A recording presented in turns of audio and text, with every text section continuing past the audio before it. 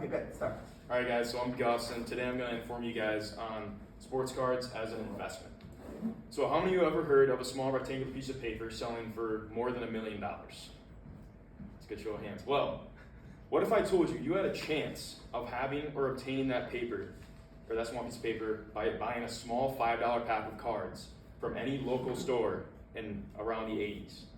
So that card I'm talking about, according to ESPN.com, is a rare Michael Jordan rookie card sold at an auction house for $1.00 million, including fees and premium. Yes, $1.008 million. So today, I'm going to inform you on how sports cards are not just a hobby, but they are an investment. So to start, there are strategies to investing, and that starts with eBay. According to The American Economist by Janet Highfill, the most recent change in the baseball card market has been the number of cards bought and sold on eBay, the internet auction site. So what that means is the recent boom in sports cards have flooded the market and the old ways are going away. We see more people buying stuff online just because the old way they used to just call people on the phone and you would make a deal and they would send it to you over the mail. But now we have eBay, and eBay has a site where you can actually invest in the sports card itself. So to explain that strategy, the investors go on eBay and find certain players that they feel like would be a solid investment for the season or the years to come. They would want to invest into a rookie card more because that has the most value.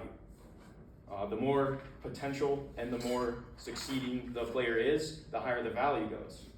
So to explain on that, my example would be Tom Brady. Tom Brady had a very successful career, and his rookie card started low, but as he won a Super Bowl, his card gained more value, and that's what investors love to see. So eventually, his most valuable point in time will be when he goes into the Hall of Fame, because that would be the highest resume he has. So therefore, his card would be sold at the highest there, which is a great investment if you bought his card back in 1999 when he was drafted. So yes, eBay is very important to the sports cards industry. Further, we have the gamble of the industry. Just like stocks, it's a gamble. You don't know what's going to happen. There's highs and lows. So players might not always pan out, but that's why the hobby and the investments have conventions. Conventions are a place to gain knowledge and sell cards. According to Platform Pricing at Sports Cards Conventions by Ginger Hay Zinn, sports cards conventions provide an excellent environment to study the theory of two-sided markets, particularly for relationships between platform pricing and competition. So basically, you go to a convention, you meet with the people there, and those investors tell you who's a good player to invest into. And overall, they're kind of like your mini stockbroker compared to stocks because they tell you what's good and what's bad. So my example of that would be when I went to one in Grand Rapids. A guy told me to invest in a certain player. I bought into that player rose, and I gained money out of it. So, yes, conventions are important to investing in sports cards. Lastly, I want to inform you guys on how investing works on the retail side of things. So, any of you and investors run into any store and look in the card section. There's lots of packs, and you can go and buy each one, and each one has value. Some of them are more expensive than others, and some are cheaper, but they all have value. So they would go buy the pack, and the pack also has value and the cards inside. There could be a certain rookie that they're looking for, an autograph, or just a numbered card. So for example, Gary Enos from Trading Cards Could Be a Risky Gamble says, card makers are releasing limited edition runs of autographed cards or choice items, which led to emergence of $50 packs and higher. And he also saw the news of a pack with $2,000 price hitting the market recently. So what he's saying there is he saw a $50 pack of cards.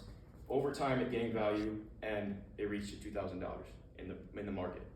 So to sum on that, you can hold on to the pack, gains value, or open it. And that's the gamble part. The gamble part as well, you don't know what's going to happen with it.